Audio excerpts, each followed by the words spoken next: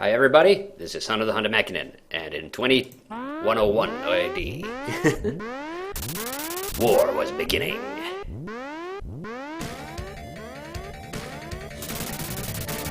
What happened? Somebody set us up the bomb. We get signal. What?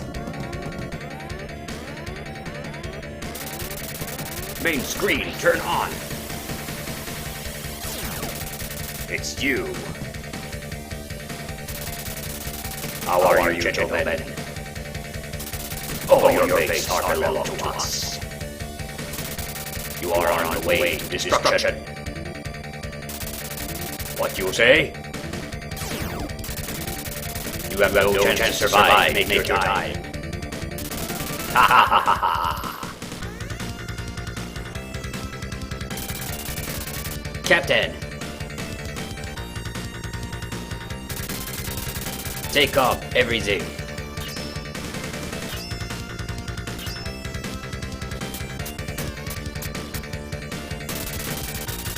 You know what you're doing. Move, Zig. For great justice.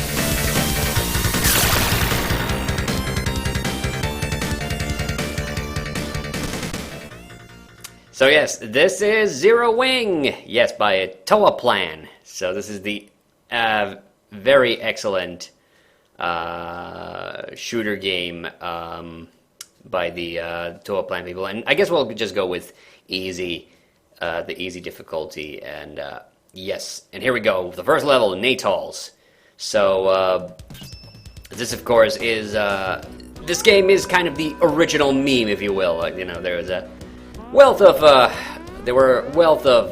jokes and stuff made at this game's expense long ago, and I can actually boast about the fact that I have actually played this game on a Sega Mega Drive back when I was in Glasgow.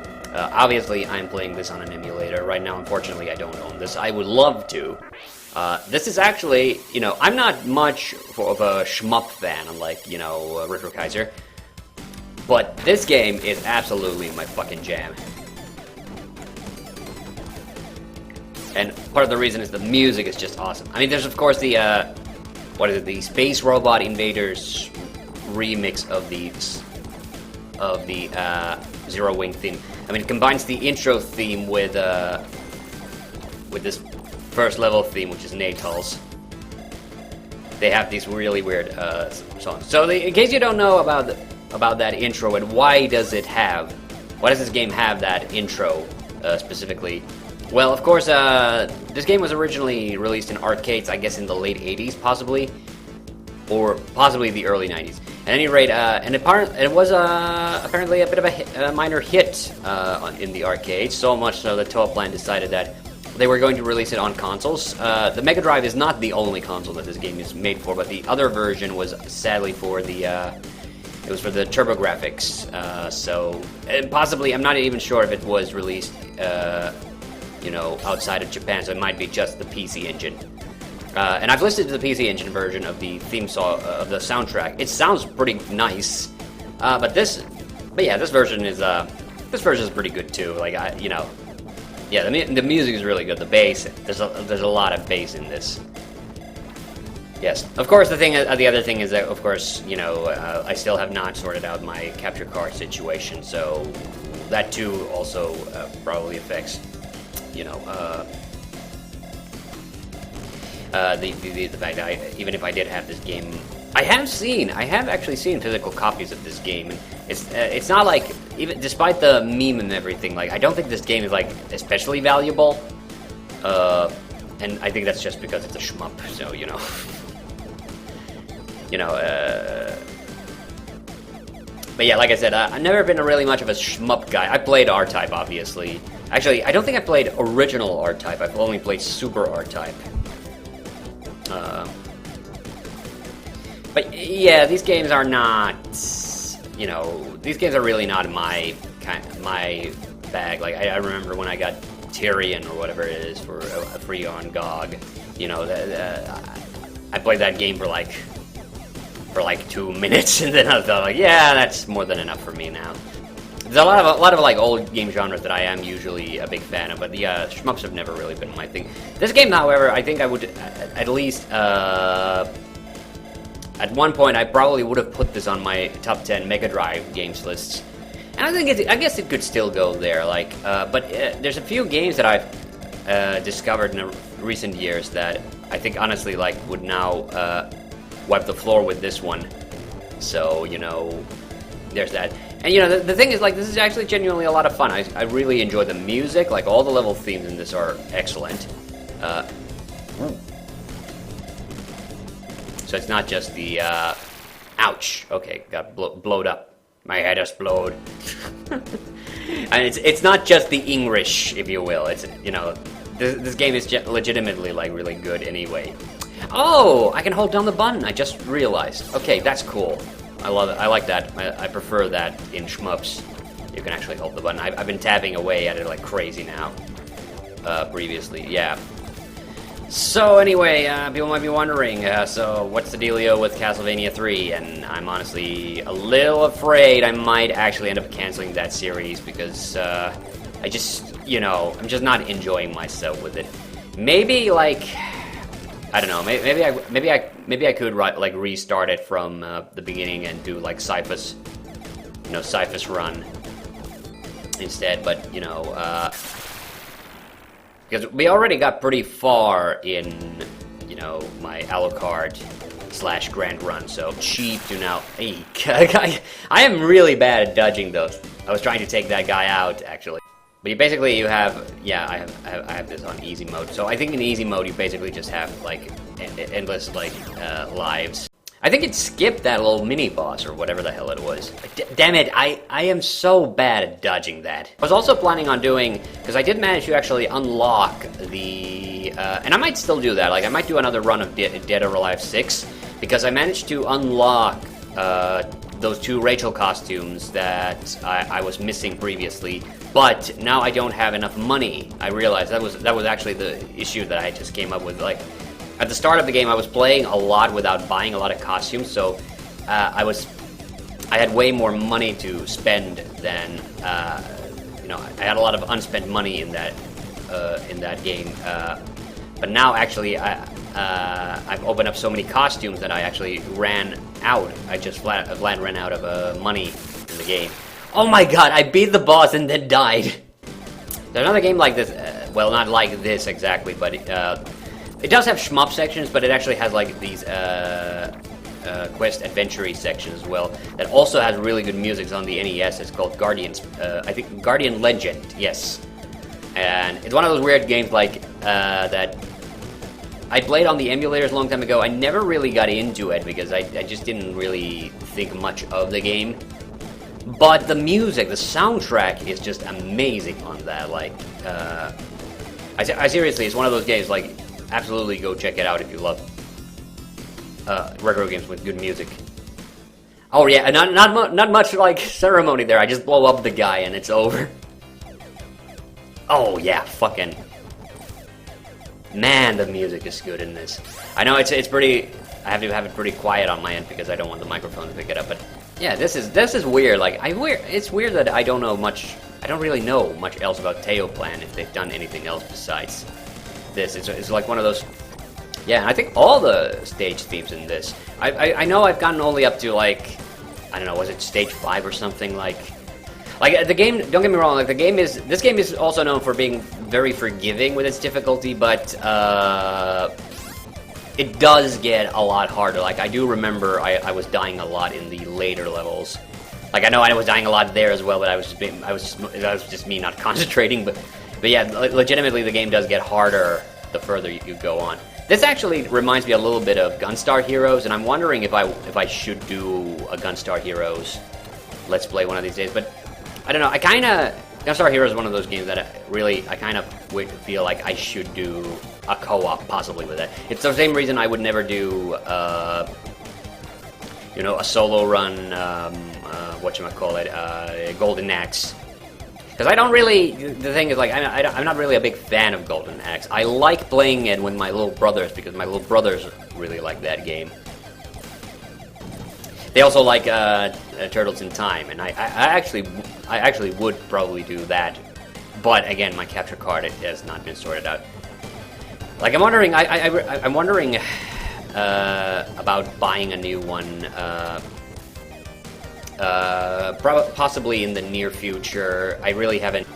But the thing is, like, I really want the capture card, not just for I think that's a special I can launch. I just kind of keep pressing the one button, so that's why I haven't really used it. I'm also thinking of doing possibly another jazz, jazz episode of the original jazz. I know I had that one-off of it when we were trying to do the White Devil co-op. I was actually thinking of doing another White Devil plays just recently, but yeah, I haven't gotten around to that either. The thing is, I really need to come up with a game that would be good for that. I mean, the obvious ones that comes to mind is the one that we've already done, sort of, is Heroes of Might and Magic. Not two. Well, we have done two, but I think I would actually want us to do like one, because I've only done the solos of one, and one is, you know, my personal favorite of the games. Oh yeah, and I've actually been trying to talk about this in a few of the Let's Plays, but I always get distracted. That I've been playing a lot of Mega Man because I bought the first Legacy Collection. It has all those challenges. So I've been playing a lot of Mega Man, but it's not like been the full games. I've been actually trying to do those challenges, like the boss rushes and stuff. Which some of those are fun. Some of those are just like, this isn't like, you know, something like doing the Yellow Devil in Mega Man 1 is like, where's the challenge of that? You just pause cheat it all the way through. Yeah. And also, I tried to talk about this in another, I don't remember, maybe Castlevania, maybe it was another one. But actually, an anime which I like is currently having a new season made to it, and it's really funny because I thought for sure that this was an anime that was not going to get another season. The anime in question is The Order of Rabbit, and people know that one. It's the one with the cute anime girls who run a cafe. But genuinely, like that is one of my favorite from recent years. It's funny the way I got introduced to that is that my now brother-in-law introduced me to it with something a method called, like, I thought it was like Crunchyroll Roulette, where he asked me a letter or a number, I don't remember which one it was actually, and then we just watched an episode of that anime that it landed on, and that anime is The Order of Rabbit, and I just love that series. Like, it is it's slice of life comedy mostly, and not even like very crazy, but I think we had this discussion with Mina on one of the Let's Plays as well, is that I just prefer very chill anime these days. Like, the most intense stuff that I've watched. Well, I did watch Dr. Stein. That was a good one, and then I watched Inspector, and that one wasn't so good. It was like good for the first 3 episodes, and then it was like, yeah.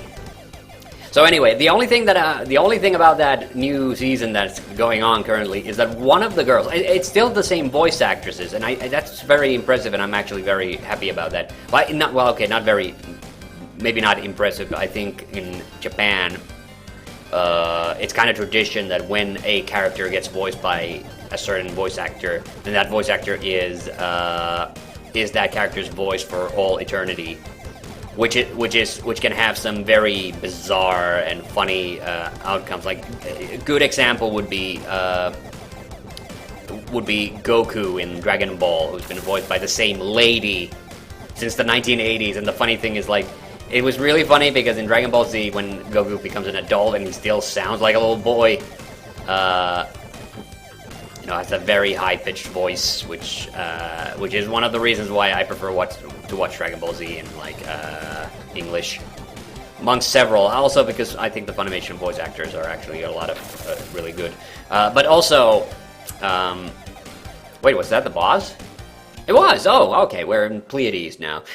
The music's pretty good in this too. I think this is the weakest of the tracks that we've heard so far, but it's still good. It's still good. So so in Japan, that's the tradition, is like that you just do not change somebody's voice actor as long as that voice actor is still alive.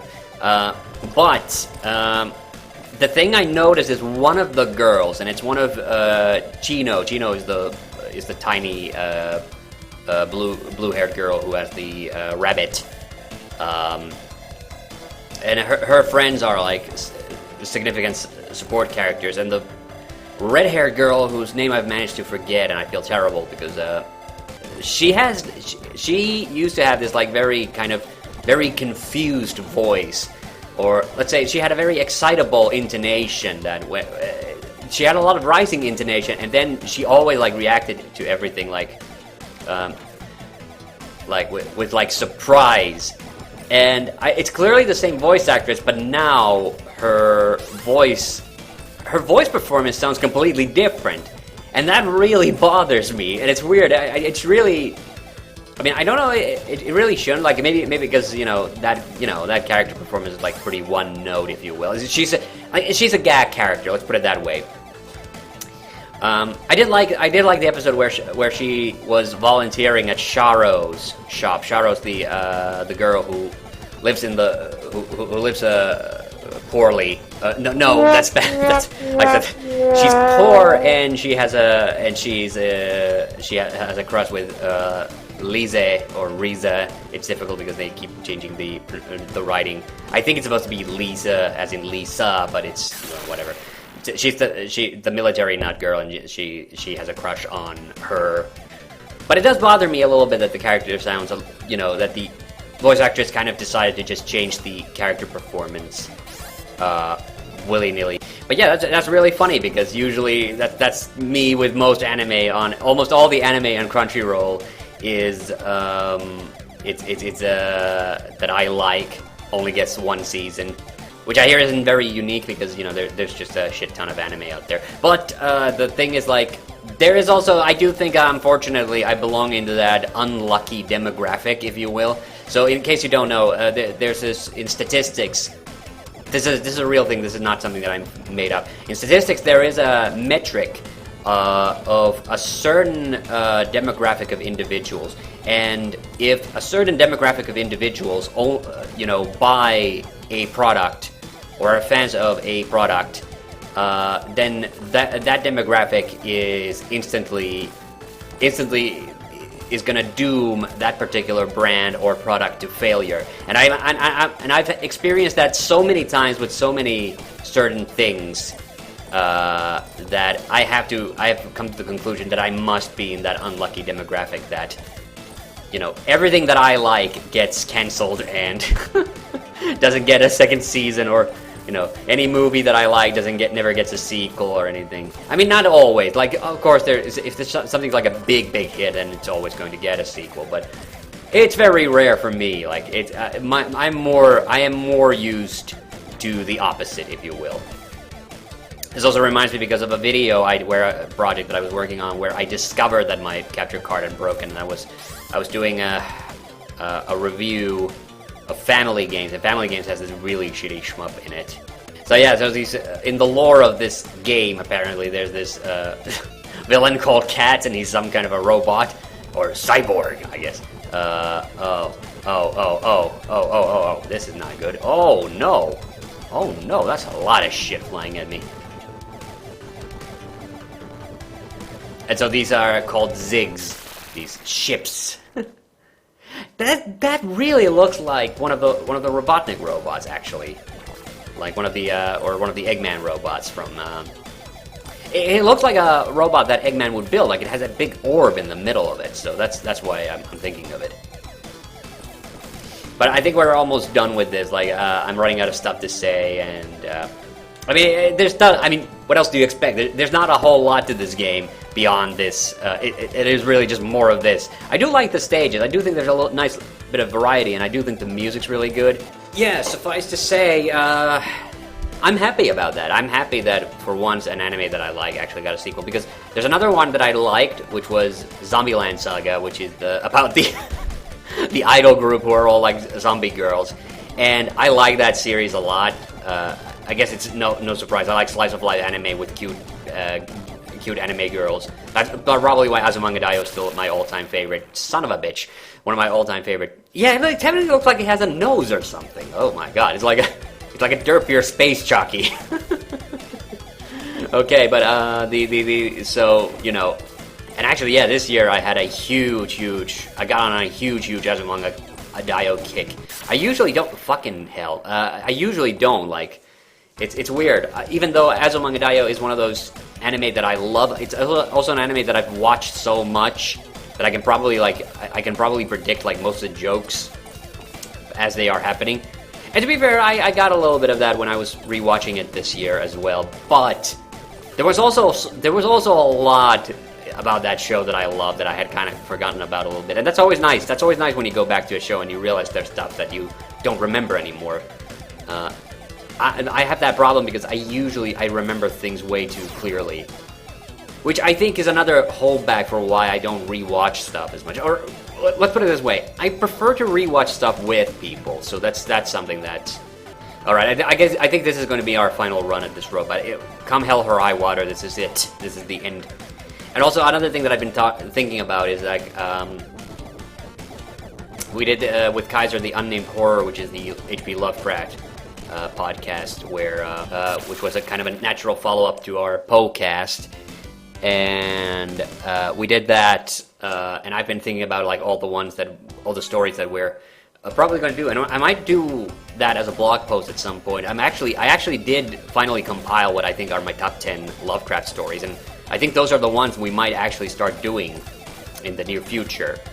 Yeah, but you know what? I'll end it here. Thank you for watching. I'm TheHande, back to see you on the next one. Bye bye.